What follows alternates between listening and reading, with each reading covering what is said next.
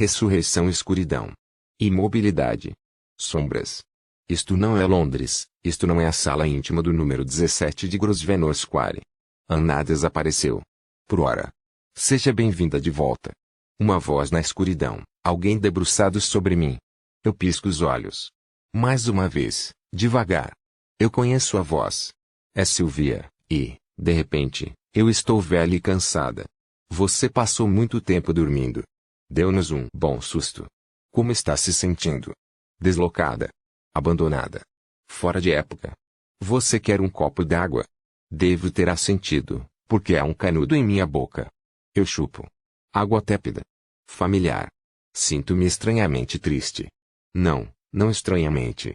Estou triste porque a balança pesou, e eu sei o que vem por aí. É sábado de novo. Já se passou uma semana desde a feira da primavera. Desde o meu episódio, como ele agora é conhecido. Eu estou no meu quarto, na minha cama. As cortinas estão abertas e o sol está se refletindo na lareira. É de manhã e há pássaros. Estou esperando uma visita. Sylvie esteve aqui e me arrumou. Estou recostada, como a boneca da senhorita Polly, num monte de travesseiros. O lençol de cima foi dobrado de modo a formar uma larga faixa sob as minhas mãos. Ela fez questão de me deixar apresentável. Deus a abençoe, ela até escovou meus cabelos. E desta vez eu me lembrei de agradecer. Alguém bate à porta. Ursula enfia a cabeça na porta, vê que estou acordado e sorri. Seu cabelo está puxado para trás hoje, revelando seu rosto. Ela agora está ao lado da cama, a cabeça inclinada, olhando para mim. Aqueles grandes olhos escuros, olhos que pertencem a um quadro a óleo. Como você está? Ela pergunta, como todo mundo. Muito melhor. Obrigada por vir. Ela balança rapidamente a cabeça de um lado para outro. Não seja boba, seu gesto diz. Eu teria vindo antes. Mas só soube ontem, quando liguei para cá. Foi melhor não ter vindo. Eu estava bem vigiada. Minha filha se instalou aqui desde que passei mal. Eu dei um susto e tanto nela. Eu sei. Eu a vi no salão. Ela sorri conspiratoriamente. Ela me pediu para não excitar você.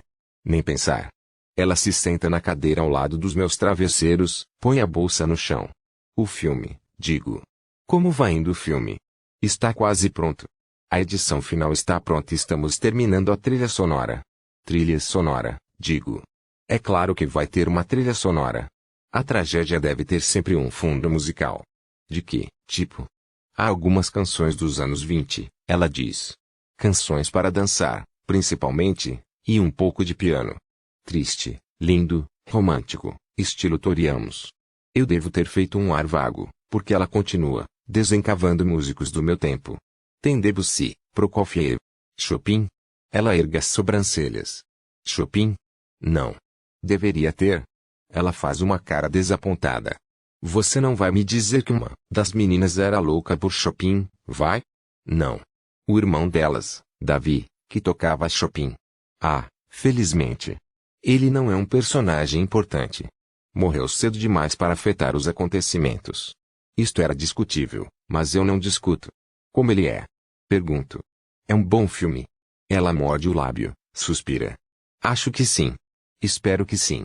Talvez me falte o distanciamento necessário para dizer. Ele é, como você imaginava. Ela reflete. Sim e não. É difícil explicar. Ela torna a suspirar. Antes de começar, quando estava tudo na minha cabeça, o projeto tinha um potencial ilimitado. Agora que está no filme, ele parece cercado de limitações. Acho que isso acontece com a maioria dos empreendimentos. Ela concorda com um movimento de cabeça. Mas eu me sinto tão responsável por eles, por sua história. Eu queria que ela fosse perfeita. Nada é perfeito. Não. Ela sorri. Às vezes eu acho que sou a pessoa errada para contar a história deles. E se eu tiver me enganado? O que é que eu sei de fato? Lytton Strachey costumava dizer que a ignorância era o primeiro requisito de um historiador. Ela franze a testa. A ignorância clarifica, digo. Ela escolhe e omite com plácida perfeição. Excesso de verdade atrapalha uma boa história, é isso que você está dizendo? Algo assim. Mas a verdade não é o mais importante. Particularmente num retrato biográfico. O que é a verdade? Pergunto, e sacudiria os ombros se tivesse forças. É o que realmente aconteceu. Ela olha para mim como se eu tivesse finalmente ficado gaga. Você sabe disso. Passou anos escavando o passado. Buscando a verdade. Sim, e me pergunto se algum dia encontrei. Estou escorregando nos travesseiros. Úrsula percebe e me ergue delicadamente pelos braços. Eu continuo, antes que ela possa discutir mais sobre semântica. Eu queria ser um detetive. Quando era jovem. E mesmo. Um detetive da polícia. O que a fez mudar de ideia? Policiais me deixam nervosa. Ela ri. Isso teria sido um problema. Em vez disso, eu me tornei arqueóloga. Eles não são tão diferentes assim, pensando bem. Só que as vítimas já morreram há mais tempo. Exatamente. Foi Agatha Christie quem me deu a ideia. Um de seus personagens. Ele disse para Hercule Poirot, o senhor teria sido um bom arqueólogo, senhor Poirot. O senhor tem o dom de recriar o passado. Eu li isto durante a guerra. A Segunda Guerra. Eu tinha parado de ler histórias de mistério nessa época, mas uma das outras enfermeiras tinha o livro, e é difícil abandonar velhos hábitos. Úrsula sorri e solta uma exclamação. Ah! Isso me fez lembrar de uma coisa. Eu trouxe algo para você. Ela tira da bolsa uma caixinha retangular. Ela é do tamanho de um livro, mas range. É uma fita, ela diz. De Agatha Christie. Ela ergue os ombros, envergonhada.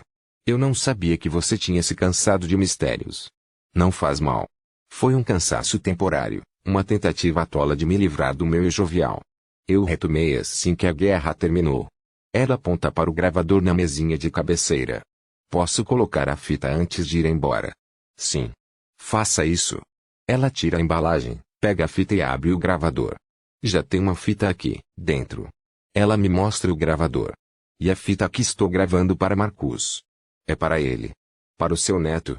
Eu confirmo com a cabeça. Pode deixá-la em cima da mesa, por favor. Vou precisar dela mais tarde. E vou mesmo. Meu tempo está acabando, posso sentir isso, e estou determinada a concluí-la antes de partir. Teve alguma notícia dele? Ela pergunta. Ainda não. Você terá, ela diz com firmeza. Tenho certeza. Estou cansada demais para acreditar, mas concordo assim mesmo. A convicção dela é fervorosa. Úrsula põe a gata no lugar e devolve o gravador para a mesinha. Pronto. Ela pendura a bolsa no ombro. Está saindo.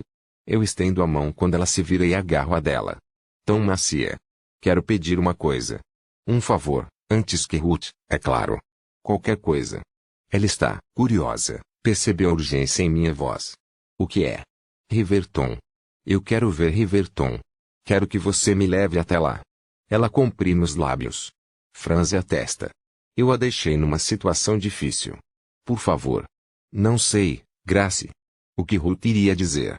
Ela diria não. Por isso é que não pedi a ela. Ela olha para a parede.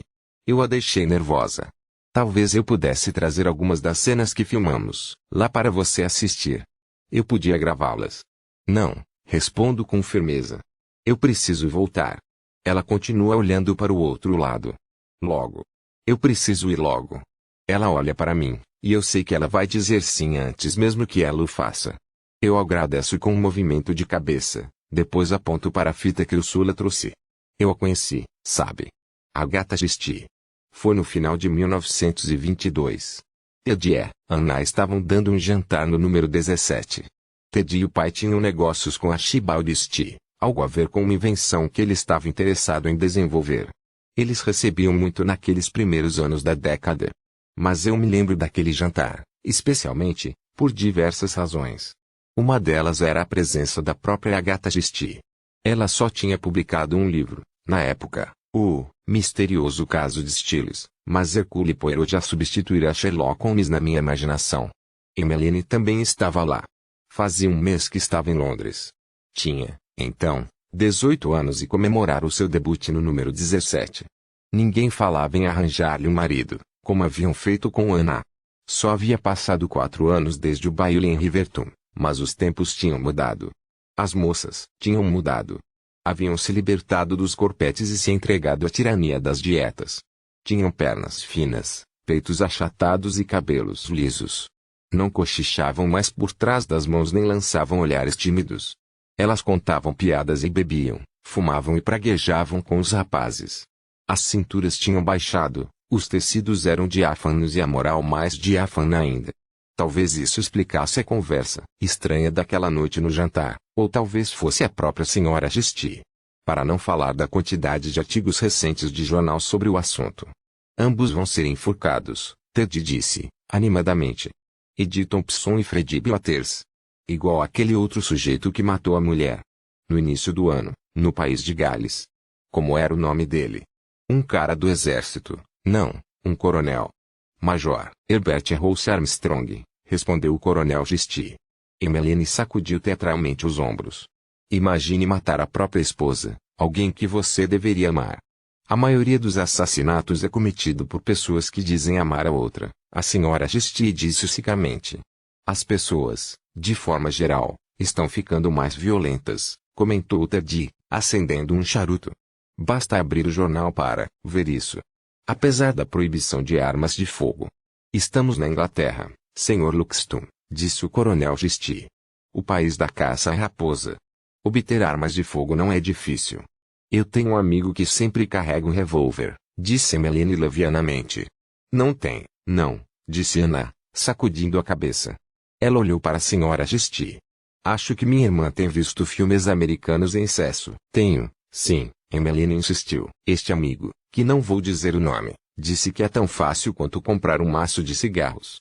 Ele se ofereceu para me conseguir um, se eu quisesse. Harry Bentley, eu aposto, disse Ted. Harry?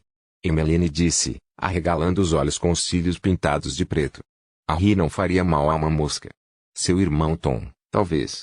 Você conhece muita gente que não presta, disse Ted. Será que, preciso lembrar a você que revólveres são ilegais, além de muito perigosos? Emmeline sacudiu os ombros. Eu sei atirar desde pequena. Todas as mulheres da nossa família sabem atirar. Vovó nos teria deserdado se não soubéssemos. Pode perguntar a Anna, ela tentou escapar da caçada um ano. Disse a vovó que não era certo matar animais indefesos. Vovó ficou uma fera, não foi, Anna? Anna ergueu uma sobrancelha e tomou um gole de vinho enquanto Emmeline continuava. Ela disse, bobagem. Você é uma Artford. Atirar está no seu sangue. Que seja, disse Ted. Nesta casa eu não quero revólver algum. Posso imaginar o que os meus eleitores diriam se eu tivesse armas ilegais. Emmeline revirou os olhos e Anna disse, futuros eleitores. Calma, Ted, disse Emmeline. Você não vai precisar se preocupar com armas de fogo se continuar assim. Vai acabar tendo um ataque cardíaco. Eu não disse que ia comprar um revólver. Eu só estava dizendo que uma moça tem que tomar muito cuidado hoje em dia. Com todos esses maridos matando as esposas e as esposas matando os maridos. A senhora não concorda, senhora Gesty. A gata Gesty tinha assistido à discussão com um ar de ironia. Eu não tenho muita simpatia por armas de fogo, ela disse. Gosto mais de venenos. Mais tarde, naquela mesma noite, depois que os Gesty se retiraram, eu tirei meu exemplar de um misterioso caso de Stiles debaixo da cama. Tinha sido um presente de Alfred. Eu estava tão absorta relendo sua dedicatória que mal percebi o telefone tocando. O Sr. Boyle deve ter atendido e transferido a ligação para Anna. Eu não dei importância ao assunto. Só quando o Sr. Boyle bateu a porta do meu quarto e disse que a patroa queria me ver foi que comecei a ficar preocupada.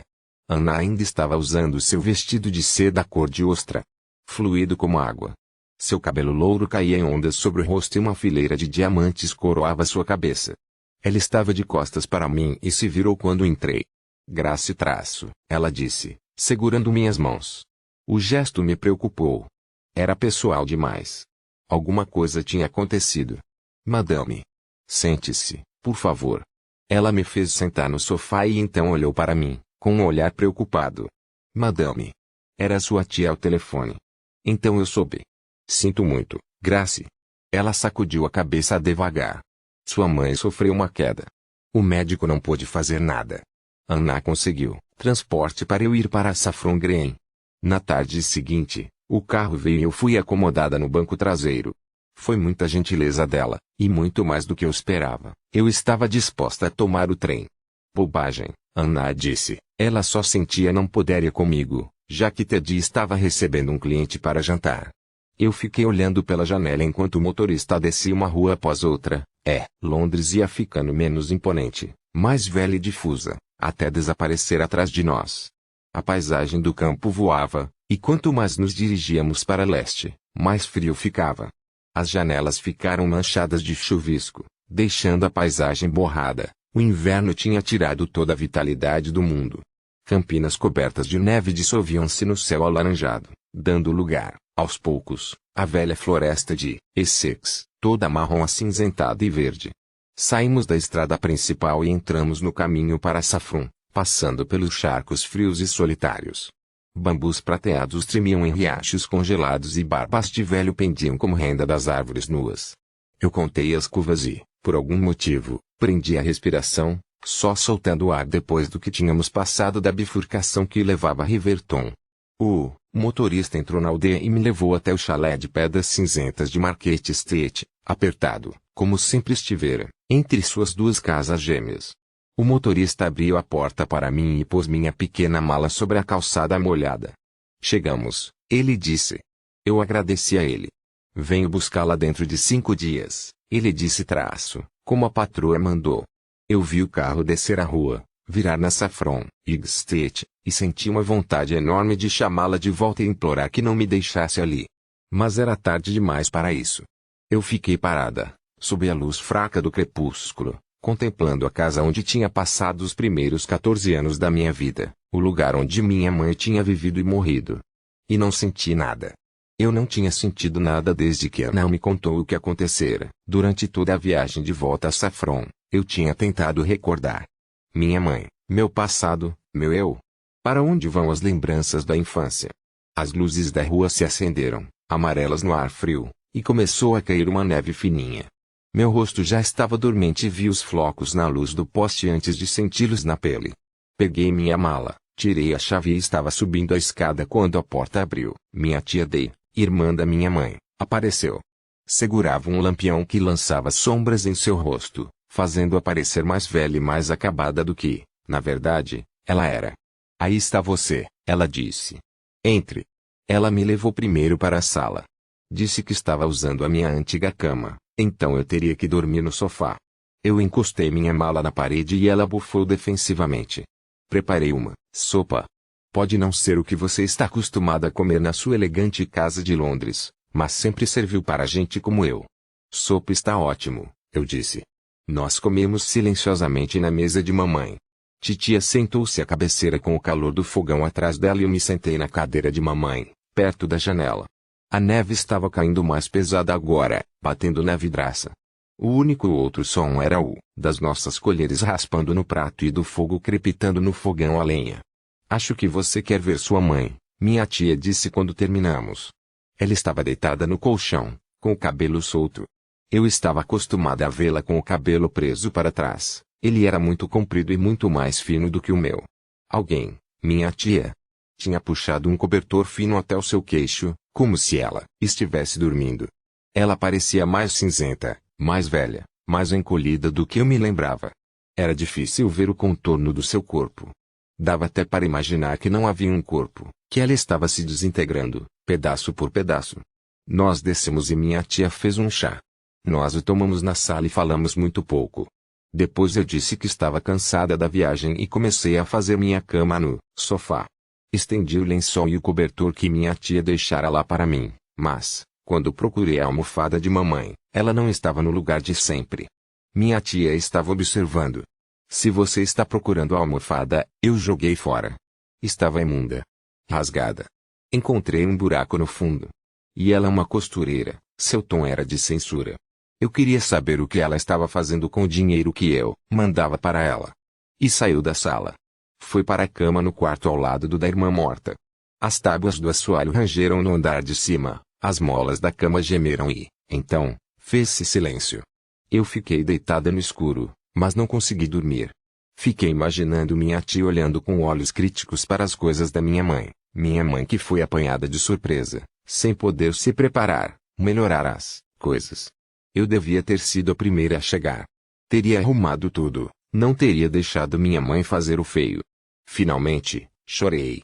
Nós a enterramos no cemitério, perto da área de exposições. O vigário leu rapidamente um trecho da Bíblia, com um olho no céu, se para o Senhor ou o tempo, eu não sei dizer. Ele falou sobre dever e compromisso e o rumo que isso dá à vida de uma pessoa. Um vento gelado fazia a saia bater nas minhas pernas. Eu olhei para o céu escuro e notei a figura na colina, perto do velho carvalho. Era um homem, um cavalheiro. Eu pude ver isso muito bem. Ele usava um longo casaco preto e um chapéu coco. Carregava uma bengala, ou talvez fosse um guarda-chuva. Eu não dei muita importância. A princípio, achei que era alguém visitando um outro túmulo. Ser estranho que um cavalheiro, que com certeza tinha seu próprio cemitério dentro de sua propriedade, estivesse no meio dos túmulos da cidade. Eu não pensei nisso na hora. Quando o vigário lançou o primeiro punhado de terra sobre o caixão de mamãe, eu tornei a olhar para a árvore. O cavalheiro ainda estava lá. Olhando para nós, eu percebi. A neve começou a cair e o homem olhou para cima, de modo que seu rosto ficou, na luz. Era o Sr. Frederick. Mas ele estava mudado. Como a vítima da maldição do conto de fadas, ele de repente estava velho. O vigário terminou apressadamente a cerimônia e o coveiro mandou que o túmulo fosse coberto rapidamente por causa do tempo. Minha tia estava ao meu lado. Que ousadia dele, ela disse, e a princípio eu achei que estava se referindo ao coveiro ou então ao vigário. Mas, quando acompanhei seu olhar, ela estava olhando para o Sr. Frederick. Fiquei imaginando como ela sabia quem ele era. Achei que mamãe devia ter dito a ela durante uma de suas visitas. Que ousadia! Mostrar a cara aqui. Ela sacudiu a cabeça e comprimiu os lábios. As palavras dela não faziam sentido, mas quando me virei para perguntar o que estava dizendo, ela já tinha se afastado, estava sorrindo para o vigário, agradecendo-lhe pela cerimônia. Eu achei que ela culpava a família Artford pelos problemas de saúde de mamãe, mas a acusação era injusta. Pois, embora fosse verdade que os anos de trabalho tivessem prejudicado as costas de mamãe, foram a artrite e a gravidez que a prejudicaram de vez. De repente, eu esqueci a minha tia. Parado ao lado do vigário, com um chapéu preto na mão, estava Alfred. Do outro lado do túmulo, seus olhos encontraram os meus, e ele ergueu a mão. Eu hesitei, cumprimentei-o com um movimento súbito de cabeça que fez meus dentes baterem. Ele começou a andar. Veio em minha direção. Eu fiquei olhando, com medo de desviar a vista e ele desaparecer. Ele chegou e disse, "Como você vai indo?" Eu tornei a balançar a cabeça. Não consegui fazer outra coisa. Na minha mente, um turbilhão de palavras girava tão depressa que eu não conseguia expressá-las.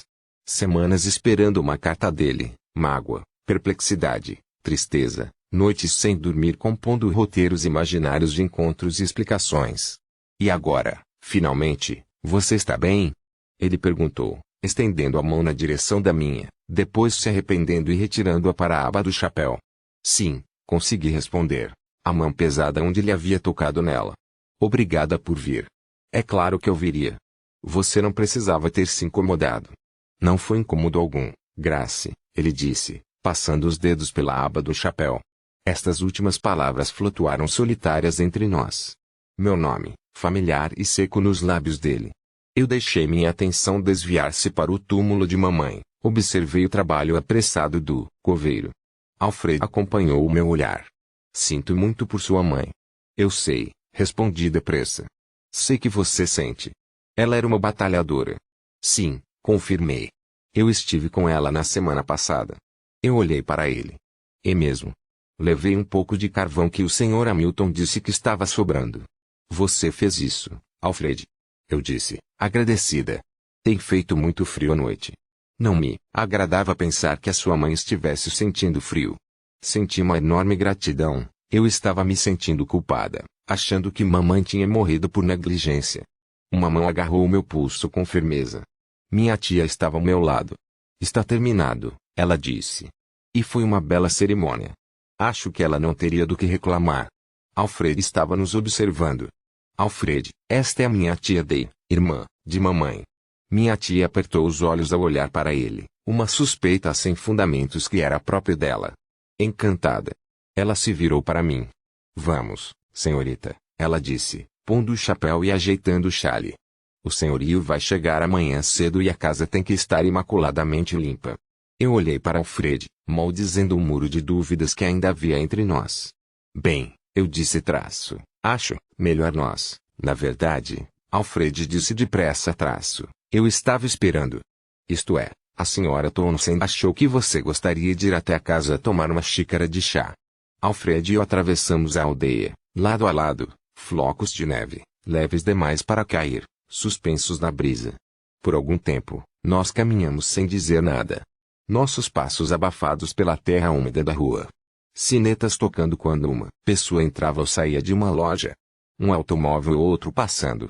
Quando nos aproximamos da Bridge Road, começamos a falar de mamãe. Contei o que aconteceu no dia do botão que ficou preso na bolsa, a ida ao show de marionetes tanto tempo antes. Contei a ele que tinha escapado por pouco do Foundling Hospital. Alfred balançou a cabeça. Sua mãe foi muito corajosa, na minha opinião. Não deve ter sido fácil para ela, sozinha. Ela nunca se cansou de me dizer isso, comentei, com mais amargura do que desejava. Uma pena o que houve com seu pai, ele disse, quando passamos pela rua de mamãe e entramos em campo aberto. Ter que deixá-la daquele jeito. A princípio eu achei que tinha ouvido mal. Meu o quê? Seu pai. Uma pena as coisas não terem dado certo para os dois. Minha voz tremeu, por mais que eu tentasse controlá-la. O que você sabe sobre o meu pai? Ele ergueu os ombros. Só o que a sua mãe me contou. Ela disse que era jovem e o amava, mas que no fim foi impossível. Algo a ver com a família dele, seus compromissos. Ela não foi muito clara.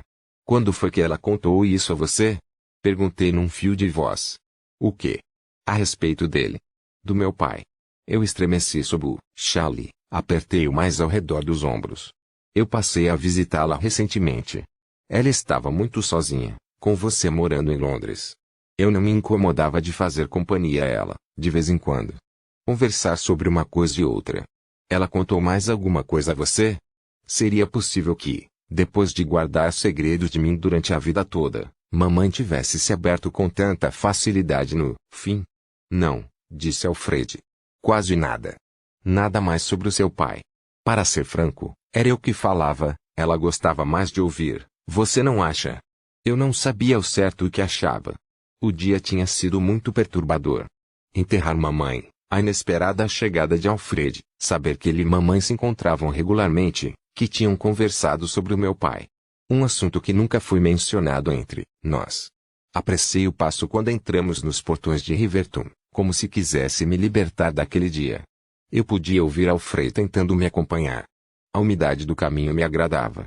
Cercava-me de uma força que parecia estar me empurrando inexoravelmente para frente. Eu quis escrever, Grace, ele disse.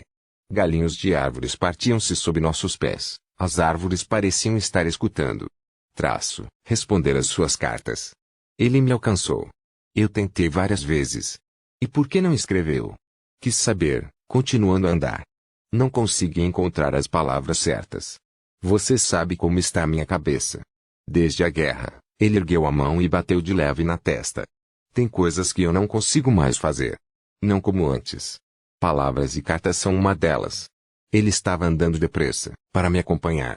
Além disso, ele acrescentou, sem fôlego traço, havia coisas que eu precisava dizer que só podem ser ditas pessoalmente. O ar estava deixando meu rosto gelado. Passei a andar mais devagar. Por que você não esperou por mim? Perguntei baixinho. No dia do teatro. Eu esperei, Grace.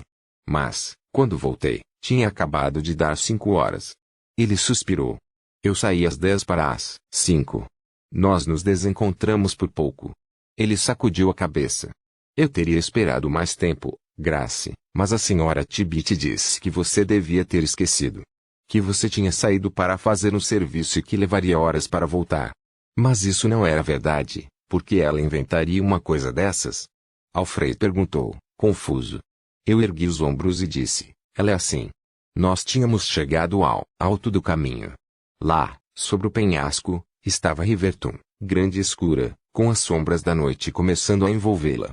Nós paramos sem querer, ficamos ali um instante antes de prosseguir, rodeando a fonte e nos dirigindo para a entrada de serviço. Eu fui atrás de você, eu disse, ao entrarmos no Jardim das Rosas. Não, ele disse, olhando para mim. Foi mesmo. Eu assenti. Esperei no teatro, até o último momento. Achei que poderia alcançar você. Ah, Grace, Alfred disse, parando no começo da escadaria. Sinto tanto. Eu também parei. Eu não devia ter dado atenção à senhora Tibbit, ele disse. Você não podia saber. Mas eu devia ter confiado em você. É só que, ele olhou para a porta fechada da entrada de serviço, comprimiu os lábios, suspirou. Eu estava com a cabeça cheia. Grace. Tinha uma coisa importante para conversar com você. Para perguntar a você. Eu estava muito nervoso aquele dia. Ele sacudiu a cabeça. Quando achei que você tinha me dado o bolo, fiquei tão aborrecido que não pude mais aguentar. Saí de lá o mais rápido que pude. Entrei na primeira rua e continuei andando. Mas e Lucy? Eu disse baixinho, com os olhos nos dedos das minhas luvas. Vendo os flocos de neve desaparecer em contato com eles. Lucy Starling. Ele suspirou, olhou por cima do meu ombro. Eu levei Lucy Starling para lhe causar ciúmes, Grace. Isso eu confesso. Ele sacudiu a cabeça. Foi injusto fazer isso, eu sei, injusto para você e para Lucy. Ele estendeu a mão e ergueu meu queixo para me olhar nos olhos. Foi a decepção que me fez fazer isso, Grace. Durante todo o caminho de Saffron até lá, eu imaginei o nosso encontro, ensaiei o que ia dizer quando nos encontrássemos. Seus olhos me olhavam com ansiedade. Um nervo tremia em seu rosto. O que você ia dizer? Perguntei. Ele sorriu nervosamente. Um barulho e a porta da entrada de serviço foi aberta. A senhora Townsend, seu corpanzil iluminado por trás, seu rosto corado do fogo da lareira. O que vocês estão fazendo aí fora no frio?